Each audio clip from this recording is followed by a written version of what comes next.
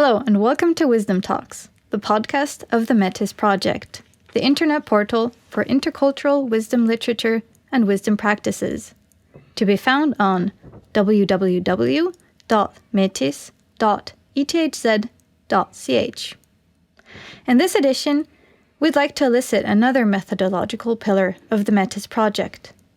Nelson Goodman's ways of world-making will be center stage of this talk. Michael Hampe, professor of philosophy at ETH Zurich and initiator of this intercultural philosophy platform, will help us to understand how Goodman's investigation can be of use to such a platform. My name is Eliane Schmid, and I welcome our listeners and Michael Hampe, who is here in the studio with me today. Hello. Hi. So, I have a Wittgensteinian quote. If a lion could talk, we would not understand him. Well, human beings do have a lot of words and concepts, but nevertheless, we fail to understand each other very, very often, even if we share the same language and the same culture. METIS is then confronted with a Babylonian confusion, or what do you think? Well, it can be a Babylonian confusion we are living in if we do not try to understand each other. But it is not necessary so that we have to live in a Babylonian confusion. So it's up to us if we live in different cultural bubbles or, as Nelson Goodman called it, in different worlds.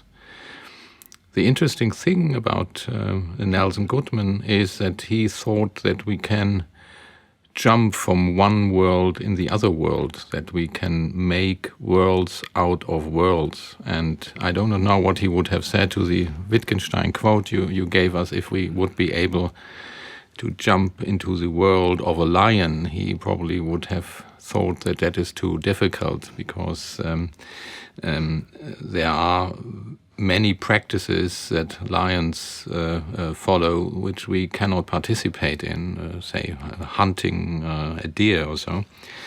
We can only do that with a rifle, but not with our teeth. So the life form of a lion might be so different from ours that we cannot transport, say, or translate or bridge our world into the world of a lion. But I think Goodman thought that if we look at the way humans produce worlds, then we can understand how we come from one world to another world. So are we talking about imagined worlds here, or concepts of worlds, or how can we understand these worlds that Goodman is talking about?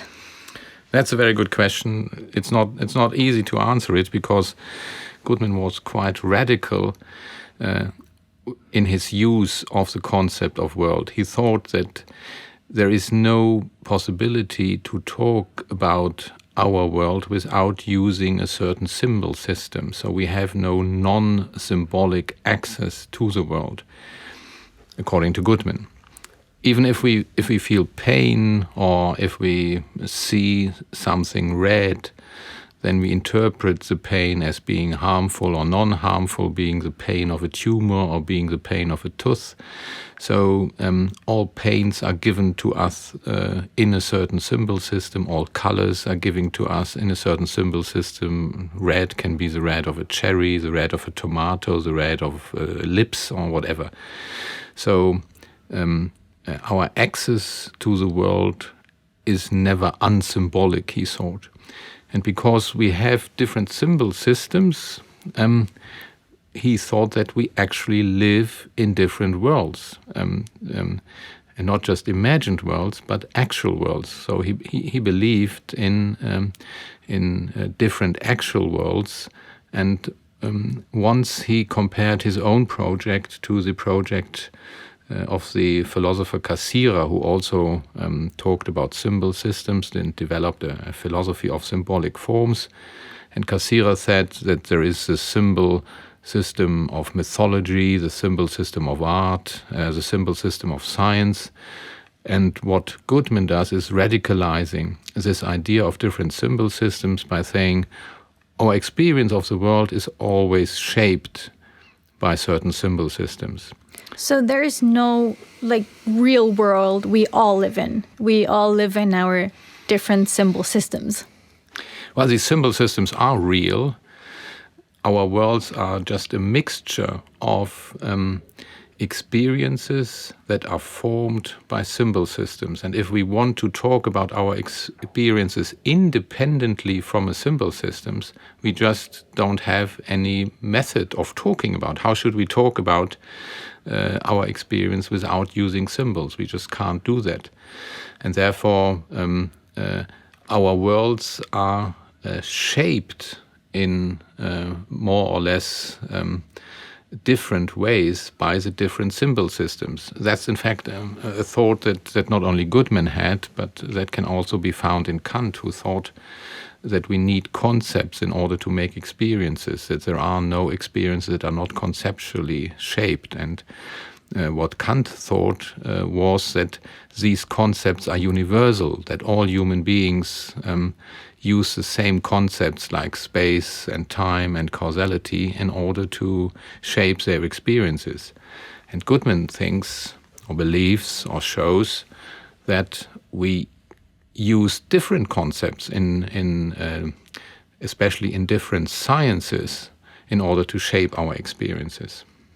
So we need to kind of find a way to talk with one another and to bring these symbol systems into a discourse with one another. That's at least the idea we have in the METIS Project.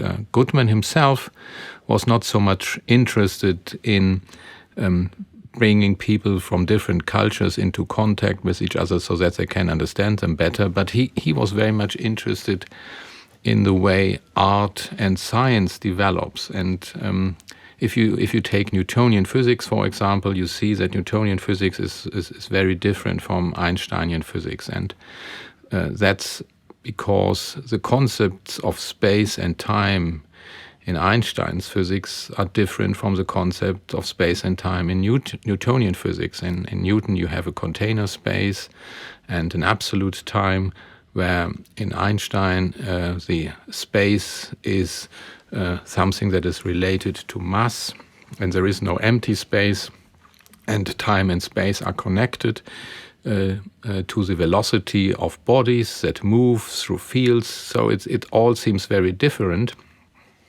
And there are some relativists who say Einstein and Newton talked about entirely different things. They are incommensurable, was the term.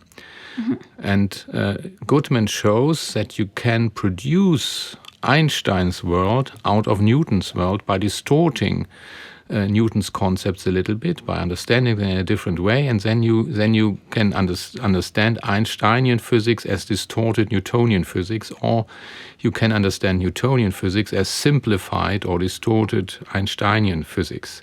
So it's all about bringing things in relation to one another again in that case. That's right. You bring them in relation to another, and you say they are different.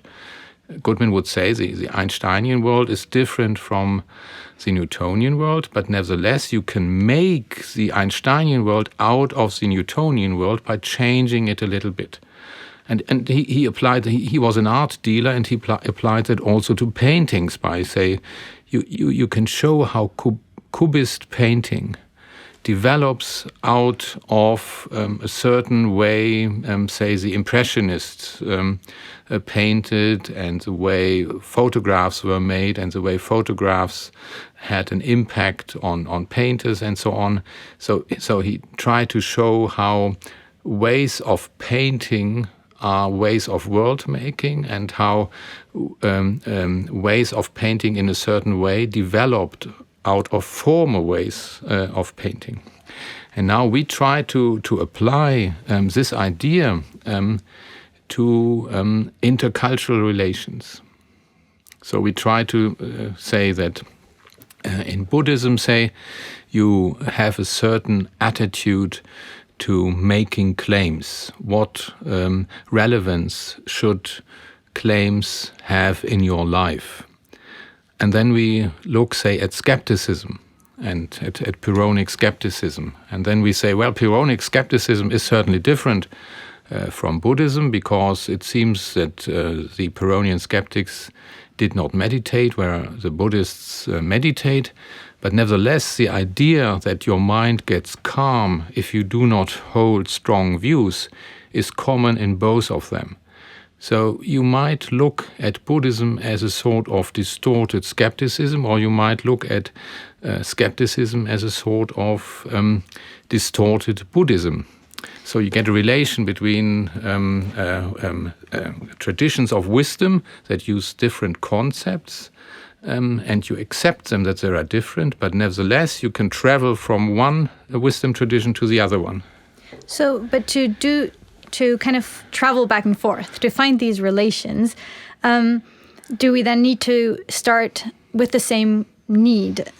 So if you say that we want to find inner calmness, is this the starting point? We need to look at these different forms of philosophy and literature, or how can we go about starting these relations? Now, that's a very difficult undertaking, I would say, because you have to be very cautious how you deal with the differences. And I would say there are two extremisms in our present way of looking at cultural differences. The one is, say, dogmatic relativism, that you say the people in China are so different from us that we will never understand what they mean by death, what they meant by friendship. And we are not allowed to argue with them about death, friendship, or love, because Chinese are Chinese people and Swiss people are Swiss people. I would say that's dogmatic relativism, which is, to my view, at the background of all those people who produce strong criticism of cultural appropriation. They treat people in different cultures as a sort of aliens, say, which we cannot understand. Like the lion, if he would speak, we would not understand the lion, and they all almost seem to say, well, if Chinese speak, and even if you learn Mandarin, you will never understand a Chinese person because you have not been brought up in their culture. So Goodman is a bit more optimistic, if we think about it. Very much so. He's also a relativist, but he's not a dogmatic relativist. He calls himself a rational relativist. But before I talk about the way he thinks relativism can be made rational, I want to distinguish his type of relativism from dogmatic universalism, which dogmatic universalism would say we could only understand people in China or Japan if we would produce a universal global culture in which we all use the same symbol system. And I think that is imperialism, that you would try to draw people out of their histories and put a global, perhaps artificial culture on top of their head in order to put people into contact.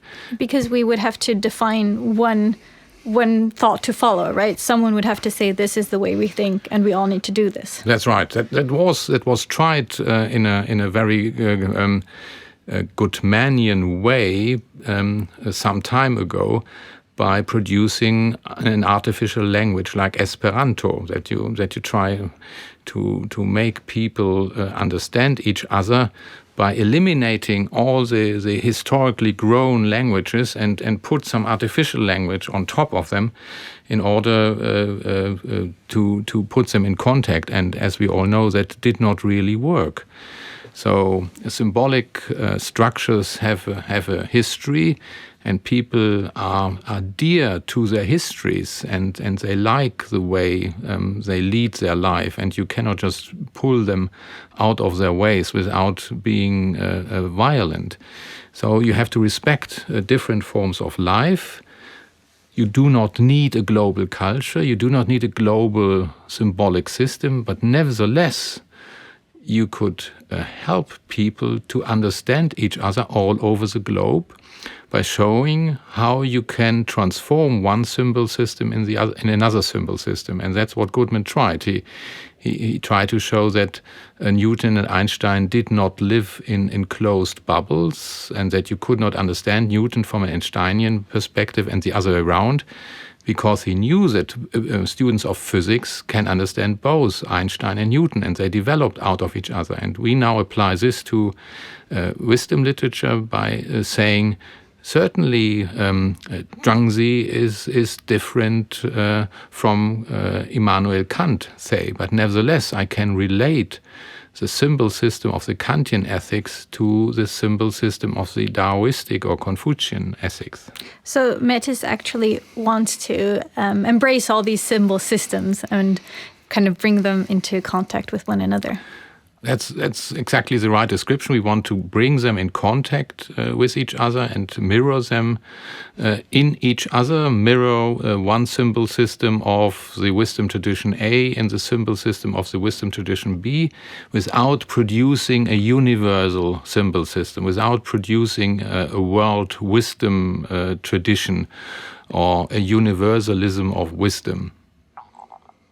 So I'm trying to think of an example that you might be able to give us to kind of have a clear image that we can understand Goodman's symbol systems.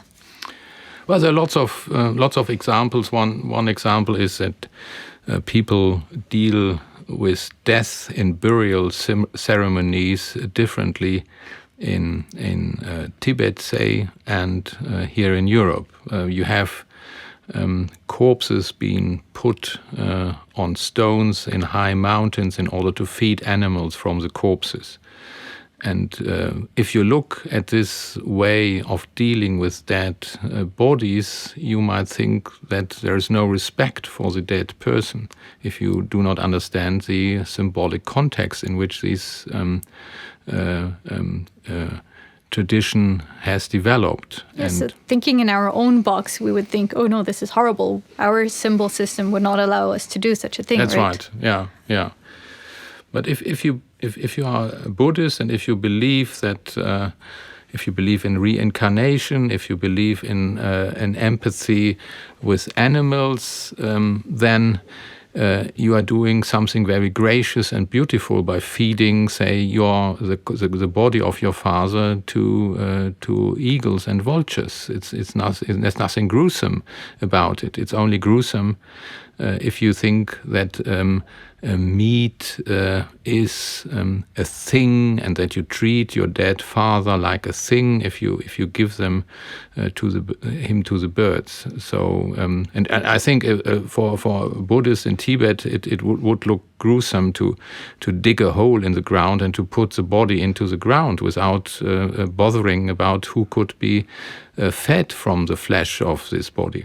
So without understanding the intellectual background, the symbolic background of these ceremonies, we are often shocked by what people do in different cultures. And if we start to understand the symbolic background, we see that both care for their dead. So in fact, the act of burying and the act of feeding the body to the animals are similar, say, in mood, perhaps even similar in intention. They try to solve the problem, how can you deal with your sorrow of the dead, that a dear person is dead now and you need some farewell. So you produce a ceremony, but these ceremonies are very different because the symbolic background in which you create it is different. And once we study these backgrounds, we will not be shocked, I think, by what other people do in different symbolic contexts. So in order for us to not be shocked by others, we need to keep an open mind, and before we start judging other practices, we should think about what context these things happen in. That's right. As people thought that Einsteinian physics is a sort of madness because it does not use Euclidean geometry anymore, the studying of Einsteinian physics shows that it's not at all a kind of madness. It's as rational as Newtonian physics is just a different symbol system that relates to slightly different experiences. And I think you could say the same about different burial ceremonies, that it's not at all that one burial ceremony is horrific, is a horror show, that burning people, feeding them to animals, throwing them into a river, or burying them are disgusting or mad practices. You have to understand these practices by reconstructing the symbolic frame, and by doing that, you can support the understanding of people, that they do not consider each other as mad or irrational. And to go back to the title that of Goodman's text, Ways of World Making, so we do actually make worlds in that case. Yeah, we do. So the examples that you gave with the burials in that case, so we have our different worlds and they are actually made up. So we kind of need to move away from the idea that there is the one truth that we can find in that case. So we as people have to come to terms with the fact that we can never find the one truth in the world. Yeah, I think that's the right description. But the difficulty with this description is that we have something lost. That once we had the one truth, and now we have lots of different truths. But you can think about truth as you can think about time. We all live in different time zones. It's now, I think, 6 hours later in Taipei than it is here in Zurich. And it's now 9 hours earlier in California than it is here in Zurich. And in the same way, burying people is different in Tibet than it is from burying people in Switzerland. But we have not lost one type of burying people. We have not lost one type of feeling sorrow for the dead. And we never had one time all over the world. There were always different time zones. What we need is computational systems so that we know, well, they are 6 hours ahead in Taipei now and 9 hours behind us in California now. And Goodman tried to produce such a transformative system between symbol systems. We have to understand what being sorrow about your dead means in Tibet and what it means in India. So you can somehow not have a world time, but you have different burial zones, say, that are produced by symbolic forms. And well, the METIS time, or the wisdom talk time, is actually up now, if we have to think about time and what time we are in right now. And so I'd like at this point to thank you very much for being here today and for explaining these different systems to us. Thank you for your questions. And I would like at this point also to highlight that please go and look at our website, and there is lots to discover. And also look in our show notes with the links to the archives for the texts. And so please stay curious, please look around, please access www.metis.ethz.ch. This METIS Wisdom Talk was produced by Martin Münnich and supported by ETH Zurich and the Udo Keller Stiftung Forum Humanum in Hamburg.